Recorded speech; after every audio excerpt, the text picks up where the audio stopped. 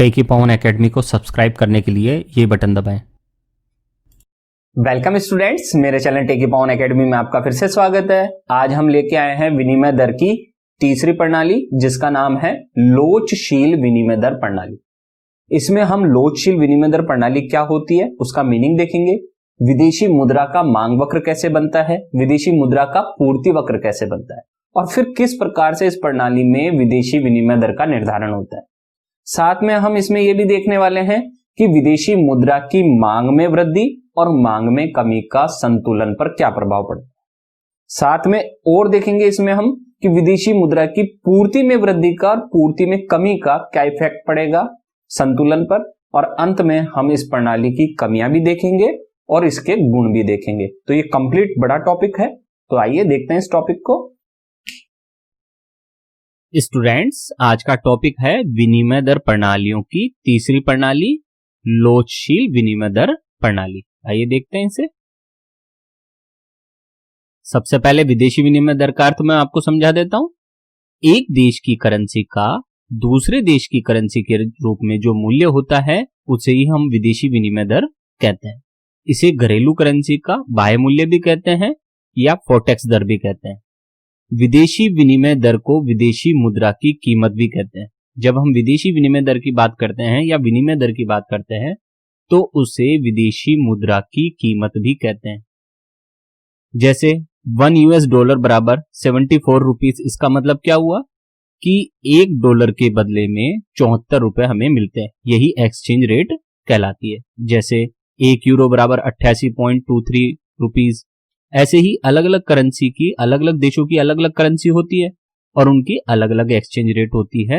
अगर हमें अमेरिका से कोई सामान खरीदना है तो हमें वहां डॉलर देना होगा, और अमेरिका हमसे कोई सामान खरीदता है तो वो हमें रुपीस देता है। तो आगे बढ़ते हैं। विदेशी विनिमय दर का अर्थ हो गया। अब विनिमय दर की प्रणालियां हमारी। हमने विनिमय दर की सुलेमान प्रणाली पढ़ ली है, विनिमय दर की ब्रेटन वुड्स प्रणाली भी पढ़ ली है, और आज हम पढ़ रहे हैं लोचशील विनिमय दर प्रणाली। लोचशील विनिमय दर प्रणाली, फ्लेक्सिबल एक्सचेंज रेट। इस प्रणाली में विनिमय दर का निर्धारण विदेशी मुद्रा की मांग एवं पूर्ति की शक्तियों द्वारा होता है। अब तक जो आपने विनिमय दर पढ़ी थी दोनों, पहले वाली, वो तो क्या थी, स्वर्ण मान पे आधारित थी। लेकिन ये किस पे आधारित है, विदेशी मुद्रा की मांग एवं विदेशी मुद्रा की पूर्ति पर आधारित है। विदेशी मुद्रा की मांग और पूर्ति की शक्तियों से जो एक्सचेंज रेट निर्धारित होगी उसे ही हम लोचशील विनिमय दर प्रणाली के अंतर्गत काउंट करते हैं।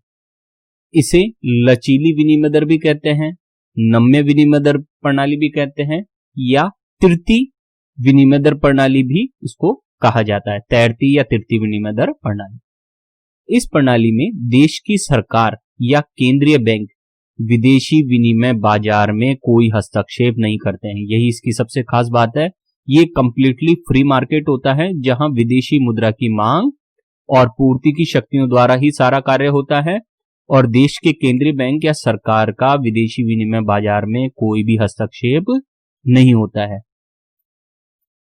मूल्य ह्रास एवं मूल्य वृद्धि दोनों ही लोचशील विनिमय दर प्रणाली में होती है।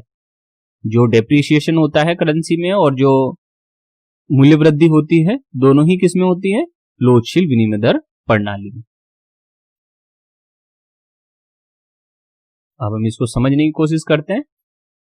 विदेशी मुद्रा का मांग वक्र देखते हैं। सबसे पहले, अन्य बातों के समान रहने पर विदेशी मुद्रा की मांग और विदेशी विनिमय दर में वही संबंध होता है जो एक वस्तु की कीमत और उसकी मांग में होता है। अर्थात विदेशी मुद्रा की मांग और विदेशी विनिमय दर में ऋणात्मक संबंध होता है। जिस प्रकार से आपने माइक्रो में देखा होगा कि कीमत बढ़ती है तो मांग घटती है और कीमत घटती है तो मांग बढ़ती है, सेम वही पैटर्न है विदेशी विनिमय दर में।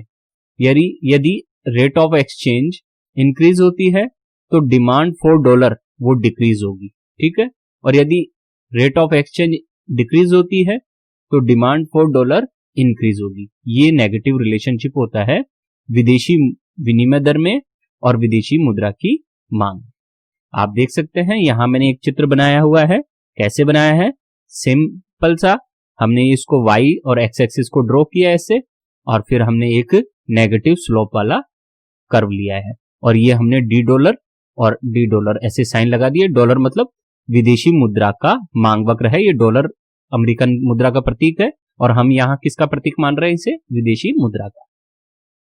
तो आप देख सकते हैं चित्र में कि ये y एक्सिस पे हमने विदेशी विनिमय दर ली है। विदेशी विनिमय दर को ही विदेशी मुद्रा की कीमत या विदेशी मुद्रा की क्रय शक्ति कहते हैं, ध्यान रखना। और नीचे हमने ली है विदेशी मुद्रा की मांग।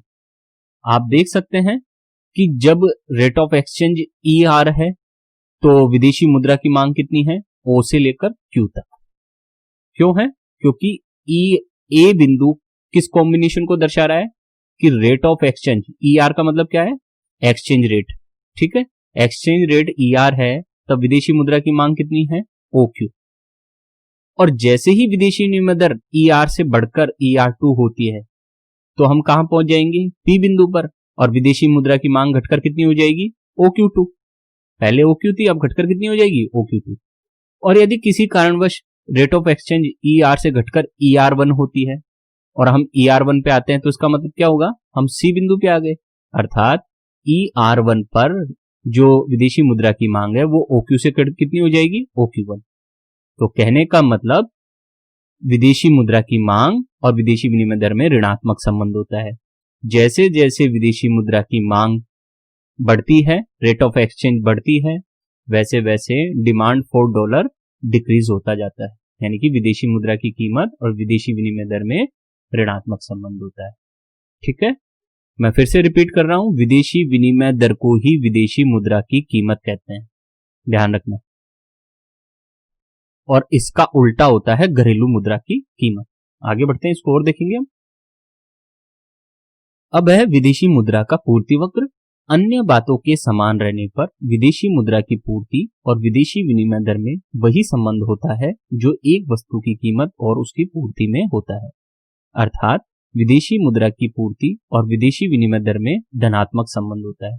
जैसे आपने माइक्रो में पढ़ा था कि कीमत बढ़ती थी तो सप्लाई बढ़ जाती थी और कीमत घटती थी तो सप्लाई घट जाती थी। सेम इसी पैटर्न पे क्या होता है, रेट ऑफ एक्सचेंज रेट बढ़ती है तो जो एस डॉलर है वो इंक्रीज हो जाता है, यानी कि विदेशी मुद्रा की पूर्ति बढ़ जाती है। और यदि रेट ऑफ एक्सचेंज घटती है तो क्या होता है, जो डॉलर की पूर्ति है वो घट जाती है। तो इसी को हम धनात्मक संबंध कहते हैं। जब दो चर एक ही दिशा में या तो बढ़े या घटे, उसे हम धनात्मक संबंध कहते हैं। तो यहां विदेशी विनिमय दर और विदेशी मुद्रा की पूर्ति में कैसा संबंध है, धनात्मक संबंध। इसी कारण से ये एस डॉलर वक्र धनात्मक ढाल वाला है। अब आप देख सकते हैं, जब रेट ऑफ एक्सचेंज ER है तो ए बिंदु के अनुसार कितनी है विदेशी मुद्रा की पूर्ति, O से लेकर Q तक। किसी कारणवश यदि विदेशी मुद्रा की पूर्ति ER से बढ़कर कितनी हो जाती, मान लीजिए रेट ऑफ एक्सचेंज ER से बढ़कर कितनी हो जाती है, ER2, तो इस ER2 के अनुसार विदेशी मुद्रा की पूर्ति भी OQ से बढ़कर कितनी हो जाती है, OQ2। और हम कहाँ आ जाते हैं, हम आ जाते हैं B बिंदु पर। और ऐसे ही यदि ER से रेट ऑफ एक्सचेंज घट जाती है और मान लो ER1 हो जाती है तो हम कहाँ जाएंगे, C बिंदु पर, और जो विदेशी मुद्रा की पूर्ति है वो OQ से घटकर कितनी हो जाएगी, OQ1। तो निष्कर्ष क्या निकलता है, निष्कर्ष ये निकलता है कि विदेशी विनिमय दर में और विदेशी मुद्रा की पूर्ति मात्रा में धनात्मक संबंध होता है। आगे बढ़ते हैं। अब है विदेशी विनिमय दर का निर्धारण। इधर हमने विदेशी विनिमय दर ली है और इधर हमने विदेशी मुद्रा की मांग और पूर्ति दोनों ली है। ये हमने $, वक्र बना दिया और ये हमने $, वक्र बना दिया है। और जो ई बिंदु है, जैसे माइक्रो में आपने पढ़ा था जहां मांग और पूर्ति बराबर होती है, उसे हमने संतुलन बिंदु कहा था। वैसे ही ये विदेशी विनिमय बाजार है और इस विदेशी विनिमय बाजार में जहां विदेशी मुद्रा का मांग वक्र विदेशी मुद्रा के पूर्ति वक्र को काटता है, अर्थात ई बिंदु पर काटता है, तो उसे ही हम क्या कहेंगे, संतुलित विनिमय दर। तो यहाँ जो ER ये विनिमय दर है, ये क्या है, ये ER विनिमय दर संतुलन वाली विनिमय दर है, ये संतुलित विनिमय दर है। ठीक है, इसे ही हम विनिमय की समता दर भी कहते हैं। जो ये ER दर निर्धारित हुई है संतुलन से, इसे संतुलित विनिमय दर या विनिमय की समता दर भी कहा जाता है। और इस स्थिति में विदेशी मुद्रा की मांग भी OQ है और विदेशी मुद्रा की पूर्ति भी OQ है, अर्थात विदेशी मुद्रा की मांग और पूर्ति दोनों क्या है, बराबर है। मांग भी OQ है और पूर्ति भी OQ है, तभी तो संतुलन हुआ।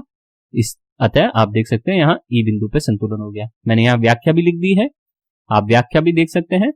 चित्र में विदेशी विनिमय बाजार E बिंदु पर संतुलन में है, जहां विदेशी मुद्रा का मांग वक्र विदेशी मुद्रा के पूर्ति वक्र को काटता है। इस स्थिति में संतुलन बिंदु E के अनुसार विदेशी विनिमय दर ER निर्धारित होती है तथा संतुलन मात्रा OQ निर्धारित होती है। तो ये है हमारी लोचशील विनिमय दर प्रणाली में विनिमय दर कैसे निर्धारित की जाती है, उसे हमने देखा। अब आगे बढ़ते हैं। अब हम देखते हैं विदेशी मुद्रा की मांग में वृद्धि का विदेशी विनिमय दर पर क्या प्रभाव पड़ता है। इसी को हम घरेलू मुद्रा के मूल्य में मूल्यह्रास भी कहेंगे और डेप्रिसिएशन इन डोमेस्टिक करेंसी भी कहेंगे। तो आप देख सकते हैं प्रारंभिक संतुलन हमारा कहाँ है, E बिंदु पे है, जहां प्रारंभिक D डॉलर वक्र, ये देख रहा है आपको, हमारा प्रारंभिक संतुलन कहाँ है, देखिए यहाँ है E बिंदु पर। क्यों है, क्योंकि यहाँ D डॉलर वक्र और ये S डॉलर वक्र दोनों एक दूसरे को काट रहे हैं। और संतुलन में विनिमय दर कितनी निर्धारित हुई है, ER, और मात्रा कितनी निर्धारित हुई है, OQ। अब ये समझ लीजिए कि ये ER बराबर है $1 बराबर 50 रुपीज। ये आपको समझाने के लिए बता रहा हूं मैं कि ये एक्सचेंज रेट का मतलब है, मान लीजिए कि $1 इज इक्वल टू ₹50। ठीक है, ये ER का मतलब है। अब हम देखते हैं कि विदेशी मुद्रा की मांग में वृद्धि का विदेशी विनिमय दर पर क्या प्रभाव होता है। हम यहाँ से डिटेल भी पढ़ते जाते हैं इसकी एक्सप्लेनेशन, और हम देखते हैं कैसे घरेलू मुद्रा के मूल्य में मूल्यह्रास होता है। चित्र में विदेशी विनिमय बाजार E बिंदु पे संतुलन है, जहां विदेशी मुद्रा का मांग वक्र विदेशी मुद्रा के पूर्ति वक्र को काटता है। इस स्थिति में संतुलन बिंदु E के अनुसार विदेशी विनिमय दर ER निर्धारित होती है तथा संतुलन मात्रा OQ निर्धारित होती है। आपकी सहायता के लिए मैंने एक्सप्लेनेशन लिख दी है। अब हम क्या करते हैं, माना किसी कारणवश विदेशी वस्तुओं और सेवाओं की मांग बढ़ जाती है। मान लीजिए अमेरिका की जो वस्तुएं हैं, उन अमेरिका की वस्तुओं और सेवाओं की मांग किसी कारणवश क्या हो जाती है, बढ़ जाती है। ठीक है, जिससे विदेशी मुद्रा की मांग भी क्या हो जाएगी, बढ़ जाएगी। अमेरिकन डॉलर की मांग भी क्या हो जाएगी, बढ़ जाएगी। और अमेरिकन डॉलर की मांग बढ़ेगी या विदेशी मुद्रा की मांग बढ़ेगी तो विदेशी मुद्रा का पूर्ति मांग वक्र किधर चल जाएगा, विदेशी मुद्रा का मांग वक्र दाईं तरफ विवर्तित होकर शिफ्ट होकर $1 हो जाता है। आप देख सकते हैं चित्र में, पहले $, था, अब जैसे ही मांग में वृद्धि हुई है नया मांग वक्र क्या बन गया है, $1। ये हमारा नया मांग वक्र हो गया है। ठीक है, और नया संतुलन कहां हो जाएगा, E1 बिंदु पर। क्यों हो गया यहाँ E1 बिंदु पर नया संतुलन, क्योंकि नया मांग वक्र $1 इस पूर्ति वक्र को कहां काट रहा है, E1 बिंदु पर। ये E1 बिंदु है, तो ये हमारा नया संतुलन हो गया है, यानी कि विदेशी विनिमय बाजार E1 बिंदु पर अब नया संतुलन स्थापित कर चुका है, जिससे संतुलित विनिमय दर निर्धारित कितनी होती है, ER1, और संतुलन मात्रा कितनी निर्धारित होती है, OQ1। ठीक, अब यहां खास बात देखें कि पहले रेट ऑफ एक्सचेंज ER थी, अब रेट ऑफ एक्सचेंज ER से बढ़कर ER1 हो गई है। तो रेट ऑफ एक्सचेंज यहां ER से बढ़कर ER1 हो गई है, यानी कि जब विदेशी विनिमय दर बढ़ती है या विनिमय दर बढ़ती है तो उसका मतलब होता है विदेशी मुद्रा की मूल्य में वृद्धि। तो विदेशी मुद्रा की कीमत क्या हो गई, बढ़ गई, और विदेशी मुद्रा की कीमत बढ़ेगी तो घरेलू मुद्रा का मूल्य क्या हो जाएगा, घट जाएगा। तो आप देख सकते हैं यहाँ $1 बराबर पहले 50 रुपए था, अब क्या हो गया है, $1 बराबर 60 रुपए। यानी कि पहले हमें ER रेट ऑफ एक्सचेंज पर केवल $1 के लिए 50 रुपए देना पड़ रहा था, अब हमें कितना देना पड़ रहा है $1 लेने के लिए, 60 रुपए। तो यानी कि हमारे जो करेंसी थी, हमारे देश की करेंसी में क्या हो गया, मूल्यह्रास। क्यों हुआ मूल्यह्रास, क्योंकि हमारी घरेलू करेंसी का मूल्य घट गया है लोचशील विनिमय दर प्रणाली। तो ये निष्कर्ष निकलता है, जब विदेशी मुद्रा की मांग में वृद्धि होती है तो विदेशी मुद्रा की कीमत तो बढ़ जाती है लेकिन घरेलू मुद्रा का मूल्य घट जाता है, जिसे घरेलू मुद्रा के मूल्य में मूल्यह्रास कहते हैं। विदेशी मुद्रा की कीमत में इस वृद्धि से घरेलू मुद्रा के मूल्य में मूल्यह्रास हो जाता है। ठीक है, ये पहला पॉइंट हो गया हमारा कि मांग में वृद्धि का क्या प्रभाव होता है। अब आगे बढ़ते हैं। अब देखते हैं विदेशी मुद्रा की पूर्ति में कमी का विदेशी विनिमय दर पर क्या प्रभाव पड़ता है। इससे घरेलू मुद्रा के मूल्य में मूल्यह्रास होगा। मुद्रा की पूर्ति में कमी हो जाए अगर विदेशी मुद्रा की, तो उससे भी घरेलू मुद्रा के मूल्य में मूल्यह्रास होगा, डेप्रिसिएशन इन डोमेस्टिक करेंसी होगा। आप देख सकते हैं चित्र में विदेशी विनिमय बाजार प्रारंभ में कहां संतुलन है, ई बिंदु पर संतुलन में है, जहां डी डॉलर वक्र और एस डॉलर वक्र एक दूसरे को काट रहे हैं। और इस स्थिति में संतुलन विनिमय दर कितनी निर्धारित होती है, ई आर। और संतुलन मात्रा कितनी निर्धारित होती है, ओ क्यू। इस स्थिति में संतुलन बिंदु ई के अनुसार विदेशी विनिमय दर ई आर निर्धारित होती है तथा संतुलन मात्रा ओ क्यू निर्धारित होती है। हम ये बार बार पढ़ चुके हैं। अब हम कहते हैं माना किसी कारणवश विदेशी मुद्रा की पूर्ति घट जाती है। कोई कारण ऐसा हो गया कि विदेशी मुद्रा की पूर्ति क्या हो गई, घट गई, और विदेशी मुद्रा का पूर्ति वक्र किधर हो जाएगा, बाईं तरफ शिफ्ट हो जाएगा, विवर्तित होकर क्या हो जाता है, एस डॉलर वन हो जाता है। आप देख सकते हैं पहले हमारा पूर्ति वक्र एस डॉलर था, अब बाईं ओर खिसक कर क्या हो गया है, एस डॉलर वन हो गया है, और नया संतुलन E1 बिंदु पर हो जाता है। आप देख सकते हैं ये जो नया संतुलन कहां हुआ है, हमारा नया संतुलन हो गया है E1 बिंदु पर। ये हमारा E1 बिंदु है। क्यों हो गया है, क्योंकि यहाँ एस डॉलर वन वक्र ने डी डॉलर वक्र को काटा है। तो ये हमारी नई संतुलन विनिमय दर निर्धारित हो गई है, और उसका परिणाम क्या निकलता है, जिससे विदेशी विनिमय दर ER से बढ़कर कितनी हो जाती है, ER1। ये हमारी विदेशी विनिमय दर जो पहले ER थी अब बढ़कर कितनी हो गई है, ER1। और इसका परिणाम क्या निकलेगा कि पहले जो $1 50 रुपए में आ रहा था, अब उसके लिए $1 के लिए हमें 60 रुपए खर्च करना पड़ेगा। तो इसका मतलब विदेशी मुद्रा की जो कीमत है, विदेशी मुद्रा की कीमत में तो क्या हो जाएगी, वृद्धि हो जाएगी, ठीक है, फॉरेन प्राइस में, ठीक है, जो करेंसी की फॉरेन प्राइस है वो तो बढ़ जाएगी। या इसको डॉलर के रूप में ले ले तो हम यूं कह सकते हैं कि डॉलर की जो प्राइस है वो तो क्या हो जाएगी, बढ़ जाएगी, और जो हमारी डोमेस्टिक करेंसी का जो रुपीज है उसकी जो वैल्यू है वो क्या हो जाएगी, घट जाएगी। आप देख सकते हैं यहाँ कि पहले $1 के बदले में 50 रुपए देना पड़ रहा था, और अब $1 के बदले में 60 रुपए हमें खर्च करना पड़ रहा है। इसका मतलब हमें नुकसान हुआ है। इसी को घरेलू मुद्रा के मूल्य में मूल्यह्रास कहा गया है, जो कि लोचशील विनिमय दर प्रणाली में होता है। विदेशी मुद्रा की कीमत में इस वृद्धि से घरेलू मुद्रा के मूल्य में मूल्यह्रास हो जाता है। तो ये हो गया हमारा विदेशी मुद्रा की पूर्ति में कमी का विदेशी विनिमय दर पर क्या प्रभाव होता है, चित्र की सहायता से। आगे बढ़ते हैं। अब देखते हैं विदेशी मुद्रा की मांग में कमी का विदेशी विनिमय दर पर क्या प्रभाव होता है। इससे घरेलू मुद्रा के मूल्य में वृद्धि होती है, जिसे हम एप्रिसिएशन इन डोमेस्टिक करेंसी कहते हैं। इसकी एक्सप्लेनेशन बता देते हैं। चित्र में अपना प्रारंभिक संतुलन कहाँ है, चित्र में हमारा जो प्रारंभिक संतुलन है वो है ई बिंदु पे, जहां डी डॉलर वक्र एस डॉलर वक्र को काट रहा है, और रेट ऑफ एक्सचेंज कितनी निर्धारित हुई, ER, और क्वांटिटी कितनी निर्धारित हुई, OQ।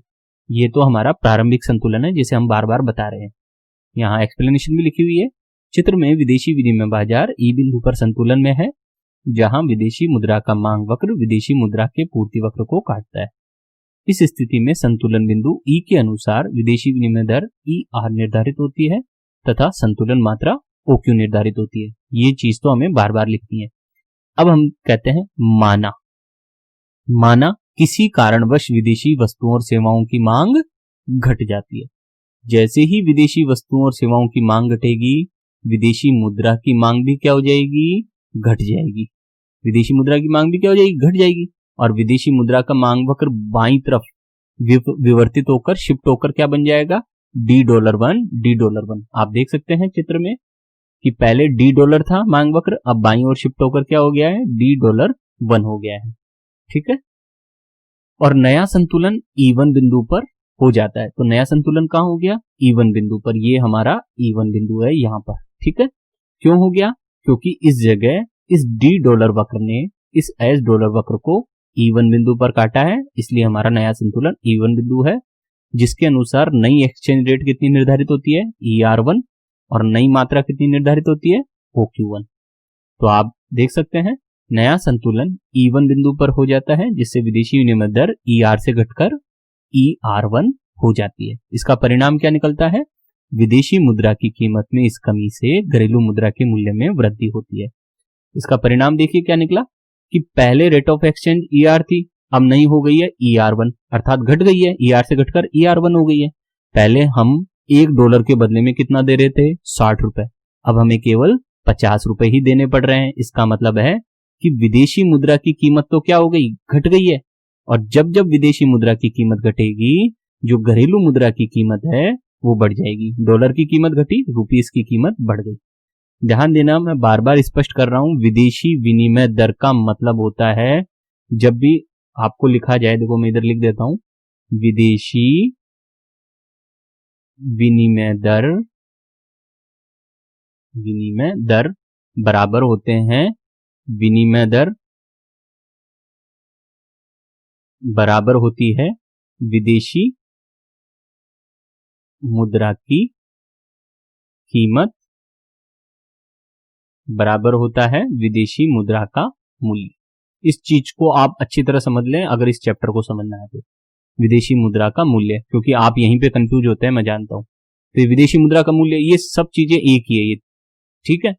और इसी का उल्टा इंपैक्ट होता है, जब विदेशी मुद्रा का मूल्य ये है, ठीक है, तो इसका उल्टा क्या होता है कि इसका उल्टा होता है घरेलू मुद्रा का मूल्य, घरेलू मुद्रा का मूल्य, ठीक है, इसका उल्टा।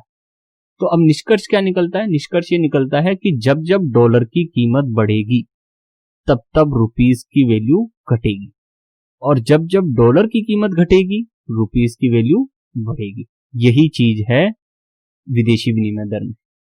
तो ये डॉलर की कीमत का मतलब क्या हुआ, विदेशी विनिमय दर, अर्थात जब जब डॉलर घटेगा विदेशी विनिमय दर घटेगी, घरेलू मुद्रा का मूल्य बढ़ता है, और जब जब विदेशी विनिमय दर बढ़ती है घरेलू मुद्रा का मूल्य घटता है। तो ये नेगेटिव संबंध होता है हमारे देश की करेंसी में और विदेशी विनिमय दर में।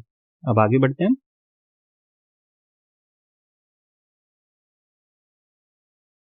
अब है विदेशी मुद्रा की पूर्ति में वृद्धि का विदेशी विनिमय दर पर प्रभाव। इसका क्या प्रभाव होगा, घरेलू मुद्रा के मूल्य में मूल्य वृद्धि होगी, जिसे हम एप्रिसिएशन इन डोमेस्टिक करेंसी कहते हैं। तो आप देख सकते हैं चित्र में हमारा प्रारंभिक संतुलन कहाँ है, फिर से वही ई बिंदु हमारा, ये रहा ई बिंदु। क्यों है, क्योंकि यहाँ एस डॉलर ने डी डॉलर वक्र को काटा है। तो नई वो जो संतुलन विनिमय दर है वो कितनी होगी हमारी, ER, और संतुलन में मांग मात्रा और पूर्ति मात्रा कितनी होगी, OQ, ठीक है। तो ये लिखा हुआ है चित्र में विदेशी विनिमय दर विनिमय बाजार ई बिंदु पर संतुलन में है, जहां विदेशी मुद्रा का मांग वक्र विदेशी मुद्रा के पूर्ति वक्र को काटता है। इस स्थिति में संतुलन बिंदु E के अनुसार विदेशी विनिमय दर ER निर्धारित होती है तथा संतुलन मात्रा OQ निर्धारित होती है। यहां तक हो गया। अब हम कहते हैं माना किसी कारणवश विदेशी मुद्रा की पूर्ति बढ़ जाती है। बहुत सारे कारण होते हैं, उनमें से कोई भी एक कारण हो सकता है कि विदेशी मुद्रा की पूर्ति बढ़ जाए, और जैसे ही विदेशी मुद्रा की पूर्ति बढ़ती है विदेशी मुद्रा का पूर्ति वक्र दाईं तरफ विवर्तित होकर $1 हो जाता है। आप देख सकते हैं कि पहले हमारा जो विदेशी मुद्रा का पूर्ति वक्र था वो $, था, अब नया क्या हो गया है, $1। नया पूर्ति वक्र क्या हो गया है, $1 दाईं तरफ शिफ्ट होकर राइट हैंड साइड में, ठीक। जिससे नया संतुलन हमारा कहां हो गया है, पुराना संतुलन तो हमारा ई बिंदु पे था, अब नया संतुलन कहां हो गया, E1 बिंदु पर। E1 बिंदु पर नया संतुलन कब हुआ, जब नए पूर्ति वक्र ने इस मांग वक्र को काटा है, जिससे नई संतुलन विनिमय दर निर्धारित कितनी हुई है, ER1 हमारी नई संतुलन विनिमय दर है, और नई मात्रा हमारी OQ1। तो इससे निष्कर्ष क्या निकलता है, नया संतुलन E1 बिंदु पर हो जाता है, जिससे विदेशी विनिमय दर ER से घटकर ER1 हो जाती है, और विदेशी मुद्रा की कीमत में इस कमी से घरेलू मुद्रा के मूल्य में क्या हो जाती है, मूल्य वृद्धि। आप देख सकते हैं रेट ऑफ एक्सचेंज जो है ER से घटकर कितनी हो गई है, ER1। पहले हमें $1 के लिए 60 रुपए देने पड़ रहे थे, अब हमें $1 के लिए केवल 50 रुपए देने पड़ रहे हैं। तो कहने का मतलब विदेशी मुद्रा की कीमत तो क्या हो गई, घट गई है, और भारत की मुद्रा की वैल्यू बढ़ गई है, जो संबंध मैंने अभी थोड़ी देर पहले आपको बताया था। तो इसी को जब विदेशी विनिमय दर घटती है तो उससे घरेलू मुद्रा के मूल्य में मूल्य वृद्धि होती है। क्लियर हो गया। जब जब विदेशी विनिमय दर घटेगी, विदेशी मुद्रा की कीमत घटेगी, तब तब घरेलू मुद्रा के मूल्य में मूल्य वृद्धि होगी। ठीक, आगे बढ़ते हैं। अब हम देख लेते हैं लोचशील विनिमय दर प्रणाली के गुण क्या है। पहला, विदेशी विनिमय भंडार की आवश्यकता नहीं। लोचशील विनिमय दर प्रणाली में विनिमय दर का निर्धारण विदेशी मुद्रा की मांग और पूर्ति की शक्तियों द्वारा होता है, जो हमने इतनी देर से देखा, जिसके कारण सरकार को विनिमय दर संतुलन के लिए किसी भी प्रकार के विदेशी विनिमय भंडार रखने की आवश्यकता नहीं होती। जैसे कि गोल्ड वाले उसमें था, स्वर्णमान प्रणाली में क्या करना पड़ता था, गवर्नमेंट को गोल्ड रखना पड़ता था, लेकिन यहाँ सारा काम किससे हो रहा है, विदेशी मुद्रा की मांग और पूर्ति की शक्तियों से, इसलिए सरकार को विदेशी विनिमय भंडार रखने की आवश्यकता नहीं होती है। दूसरा पॉइंट है अंतरराष्ट्रीय तरलता की गतिशीलता। लोचदार विनिमय दर प्रणाली में सट्टेबाज विदेशी मुद्रा के संतुलन के अनुसार विदेशी विनिमय का क्रय एवं विक्रय का कार्य करते हैं। अर्थात सट्टेबाज कौन होते हैं, विदेशी मुद्रा बाजार में विदेशी मुद्रा को खरीदने और बेचने का जो काम करते हैं ना, उन्हें हम सट्टेबाज कहते हैं। ठीक है, विदेशी मुद्रा बाजार में विदेशी मुद्रा को खरीदने और बेचने का जो कार्य करते हैं उसे सट्टेबाज कहते हैं, और वो सट्टेबाज लोचदार विनिमय दर प्रणाली में विदेशी मुद्रा को खरीदते और बेचने का कार्य करते हैं, जिससे अंतरराष्ट्रीय तरलता की गतिशीलता होती है, यानी कि मुद्रा एक देश से निकलकर दूसरे देश में आसानी से चल जाती है। अब है तीसरा पॉइंट अंतरराष्ट्रीय व्यापार को प्रोत्साहन। लोचशील या लोचदार विनिमय दर प्रणाली में विनिमय दर का निर्धारण विदेशी मुद्रा की मांग और पूर्ति की शक्तियों द्वारा होता है, जिसके कारण किसी भी देश की सरकार विनिमय दर को प्रभावित नहीं कर सकती। क्यों? क्योंकि इसमें सरकार का कोई रोल ही नहीं होता, कोई हस्तक्षेप ही नहीं कर सकती सरकार, और अपनी करेंसी का मूल्य अधिक तय नहीं कर सकती है, जिससे व्यापार में क्या बढ़ता है, विश्वास बढ़ता है और अंतरराष्ट्रीय व्यापार में वृद्धि होती है। लोचदार विनिमय प्रणाली में सरकार का किसी भी प्रकार का कोई हस्तक्षेप नहीं होता, जिससे व्यापार स्वतंत्रता के साथ विदेशी मुद्रा की मांग और पूर्ति की शक्तियों से चलता है। उससे क्या होता है, व्यापार में विश्वास बढ़ता है कि कोई देश छल नहीं कर सकता, ठीक है, और अंतरराष्ट्रीय व्यापार में वृद्धि होती है। चौथा पॉइंट संसाधनों का विभिन्न देशों के मध्य अनुकूलतम आवंटन। लोचदार प्रणाली में स्वतंत्र रूप से आयात और निर्यात के कारण विनिमय दर निर्धारण के द्वारा वस्तुओं की कीमतें तय होती हैं। स्वतंत्र रूप से क्या होता है, आयात और निर्यात होता है, और उस आयात और निर्यात के कारण ही विदेशी मुद्रा की मांग और पूर्ति की शक्तियों से वस्तुओं की कीमतें भी तय होती हैं। जिस देश में वस्तुओं की कीमतें अधिक होती हैं, संसाधन क्या करते हैं, उसी देश में ट्रांसफर हो जाते हैं, उसी देश में गतिशील हो जाते हैं, ताकि उनको वहां ज्यादा पैसा मिलता है। जिस देश में वस्तुओं की कीमतें अधिक होंगी, संसाधन भी क्या करते हैं, उस कीमत का लाभ उठाने के लिए उधर गतिशील हो जाते हैं, जिससे संसाधनों का विभिन्न देशों के मध्य अनुकूलतम आवंटन होता है। ये इसकी विशेषताएं थी या गुण थे। अब हम देख लेते हैं लोचशील विनिमय दर प्रणाली के दोष क्या हैं। फिर पहला, विकासशील देशों की करेंसी की प्रभावहीनता। लोचशील विनिमय दर प्रणाली में विनिमय दर का निर्धारण विदेशी मुद्रा की मांग और पूर्ति की शक्तियों द्वारा होता है, जिसका फायदा विकसित देशों को ज्यादा होता है। विकसित देशों को ज्यादा होता है जिनका व्यापार आधिक्य रहने के कारण उनकी करेंसी का मूल्य भी क्या होता है, शक्तिशाली। इसमें विदेशी मुद्रा की मांग और पूर्ति से हो रहा है सारा निर्धारण। तो चूंकि विकसित देशों को तो आयात की कम आवश्यकता होती है, विकसित देश आयात कम करते हैं, जिससे उनका जो व्यापार घाटा कभी होता ही नहीं है, उन्हें व्यापार में आधिक्य रहता है। तो व्यापार में आधिक्य रहेगा तो उनकी करेंसी का मूल्य भी क्या हो जाएगा, शक्तिशाली हो जाएगा, और इसके कारण जो विकासशील देश हैं उनकी करेंसी क्या हो जाता है, अवमूल्यन का शिकार हो जाती है, नुकसान होता है उसे। फिर अगला पॉइंट है दूसरा, बाजार की अनिश्चितता। लोचदार विनिमय दर प्रणाली में विदेशी विनिमय दर हमेशा बदलती रहती है। हर पल लोचदार विनिमय दर प्रणाली में तो क्या होता है, दिन में 100 बार बदलती है विदेशी विनिमय दर, क्योंकि मांग और पूर्ति शक्तियों से प्रभावशाली है, जिससे बाजार में सौदों के लिए अनिश्चितता का वातावरण बना रहता है। हमेशा अस्थिर माहौल रहता है कि किस दर पर कौन सा सौदा किया जाए, इसकी अनिश्चितता रहती है। अब तीसरा दोष देख लेते हैं इस प्रणाली का, आयातित मुद्रास्फीति। लोचशील विनिमय दर प्रणाली में अंतर्राष्ट्रीय व्यापार के कारण घरेलू मुद्रा का अत्यधिक मूल्यह्रास हो सकता है।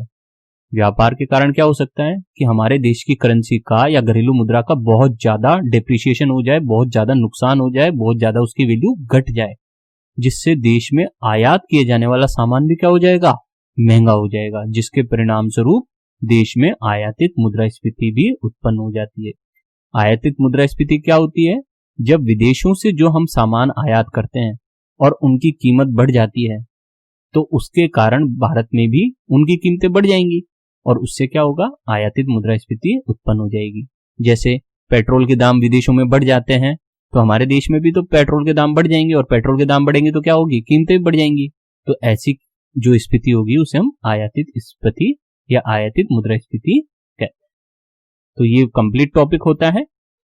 उम्मीद है आपको ये पूरा टॉपिक समझ में आया होगा। मैंने इस टॉपिक में सारा कवर कर दिया है। लोचशील विनिमय दर प्रणाली के गुण दोष भी ले लिए हैं और साथ में मांग में वृद्धि, पूर्ति में वृद्धि, मांग में कमी, मांग में वृद्धि, इसको भी ले लिया है और पूरा डिटेल में विदेशी विनिमय दर निर्धारण समझा दिया है आपको। अगर आपको कंटेंट अच्छा लगा हो, टॉपिक अच्छा लगा हो, चैनल अच्छा लगा हो तो सब्सक्राइब जरूर करें। बहुत बहुत धन्यवाद।